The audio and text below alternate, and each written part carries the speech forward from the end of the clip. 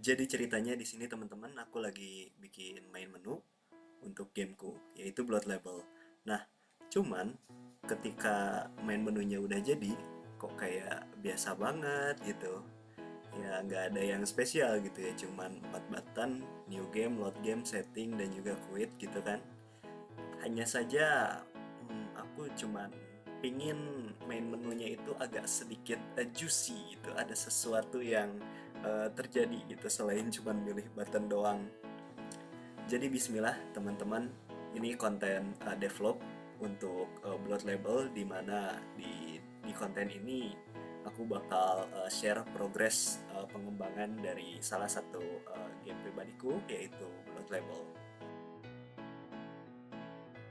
Jadi akhir-akhir ini aku lagi main game dari Hoyoverse, yaitu Zenless Zone Zero, di mana game ini yang aku lihat mereka berhasil uh, mengelevate atau menaikkan level visual dari game sebelum-sebelumnya gitu ya. Dan bahkan sampai ke UI-nya, di mana kalau kita perhatikan kebanyakan button dan teks itu memiliki tampilan bahkan animasi yang sangat menarik tentunya ya. Tapi yang paling menarik di mataku adalah karakter screen-nya, di mana kita bisa lihat, well, banyak sekali yang bisa kita lihat lebih tepatnya ya. Ya intinya setiap karakter memiliki pose masing-masing dan akan berganti ketika kita membuka tab lain. Bukan hanya itu, bahkan angle kameranya pun berubah seakan-akan men-highlight persona dari masing-masing karakter.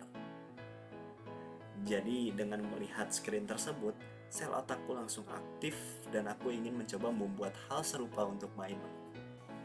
Nah, langkah pertamanya di sini aku menyiapkan aset-aset yang akan aku masukkan ke dalam main menu, yang mana karena gameku itu zombie apocalypse dan latarnya itu ada di UK, jadi aku menyiapkan model-model mulai dari tumbuhan, terus juga papan-papan dan juga gedung-gedung, biar lebih berasa gitu tematik UK-nya gitu. Nah, habis itu baru aku susun-susun aset-aset yang tadi. Ya, jadi mulai membentuk jalanan dan juga gedung-gedung ya. Jadi kayak berasa di UK beneran. Dan habis itu aku mulai menentukan kamera, di mana scene main menu itu bakal di take. Dan setelah aku tentukan dan meletakkan kamera di situ, ya aku mulai masukin karakter utamaku, MC kita semua, yaitu Anisette. Setelah karakternya masuk, environment masuk, ya kira-kira main menunya bakal terlihat seperti ini.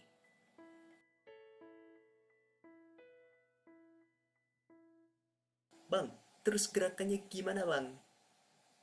Nah, jadi sebelum ke gerakan, kita pikirkan dulu gimana caranya kameranya bisa berpindah-pindah tentu saja ya. Biar kameranya bisa berpindah-pindah, ya kita harus menaruh beberapa kamera lain. Nah, yang satu kan untuk main menu udah, dan sisanya ya kita taruh untuk misal ketika membuka load game dan juga membuka settings gitu.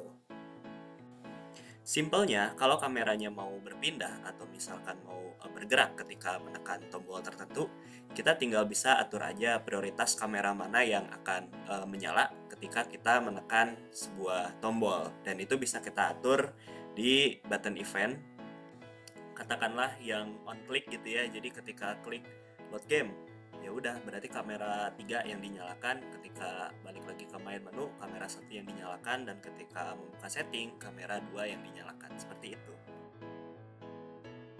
Lalu hasilnya jadi kayak gini.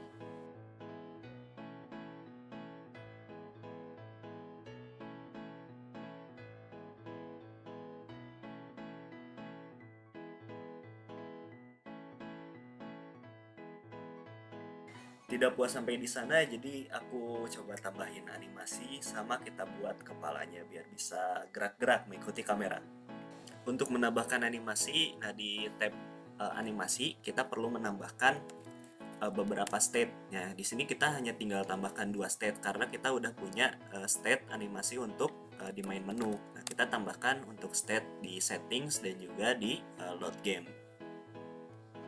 Barulah kita pilih animasi apa yang bakal dimainkan oleh si Anisette ketika screennya masuk ke load game maupun ke menu settings.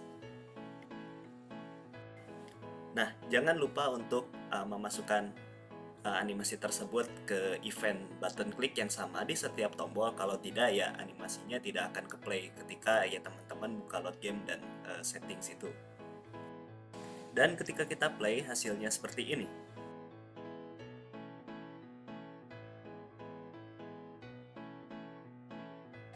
Terakhir, kita harus membuat kepala dan matanya bisa bergerak mengikuti kamera. Untuk bisa melakukannya, teman-teman perlu menambahkan komponen rig di karakter model teman-teman, contohnya Aniset ini. Nah, dengan menambahkan komponen rig, ya kita pada dasarnya akan membuat sebuah procedural animation, di mana pergerakan tidak melulu harus kita lakukan melalui key frame per frame, tapi bisa juga dipengaruhi oleh objek yang diinteraksi juga gitu.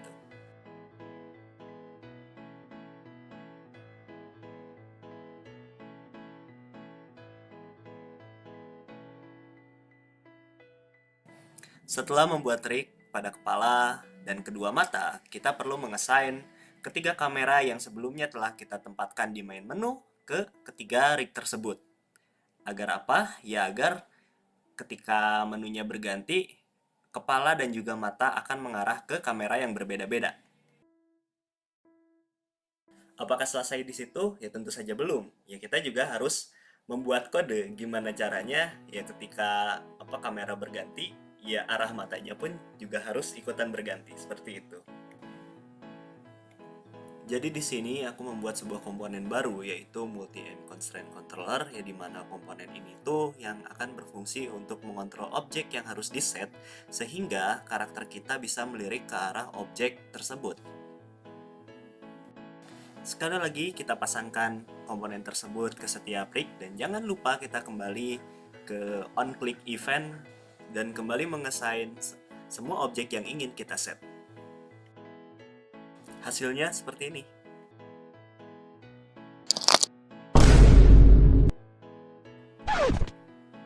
Tuh.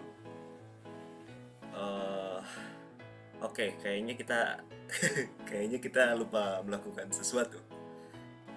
Tadi itu kita lupa membatasi gerakan setiap rignya. Nah, dimana untuk kepala kita seharusnya set mungkin di sekitar 45 dan juga minus 45 derajat. Nah, sehingga kepalanya itu tidak akan berputar dengan maksimal seperti itu. Nah, lalu untuk matanya kita pastikan di set di 15 dan juga min 15 untuk setiap mata, dan pastikan diberikan offset 15 dan min 15 untuk masing-masing mata. Baru deh, harusnya udah kelihatan normal ya sekarang.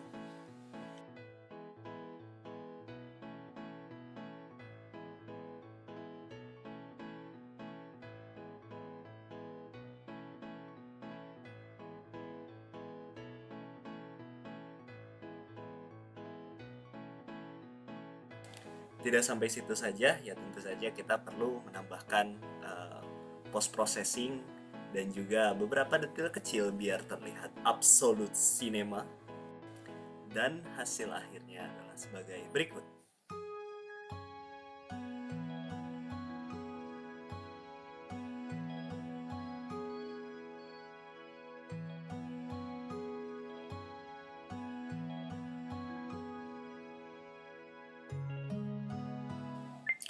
Tentu saja keseluruhan pekerjaanku masih belum beres dan aku juga masih bakal mengeksplor lagi gimana cara bikin main menu yang sangat baik. Nah, namun kalau misalkan teman-teman suka dengan devlog seperti ini ya, khususnya mungkin untuk gameku aja, nanti bisa jadi ya aku bakal upload video-video seperti ini. Jadi makasih banyak teman-teman buat video tentang fase production mungkin harus nunggu dulu ya, karena belum siap mungkin secara editan, karena kalian tahu sendiri kan ya, materi kemarin pre-production aja udah sampai belasan menit gitu kan ya. Jadi aku berharap di video selanjutnya bisa lebih singkat biar teman-temannya nggak terlalu overwhelmed gitu.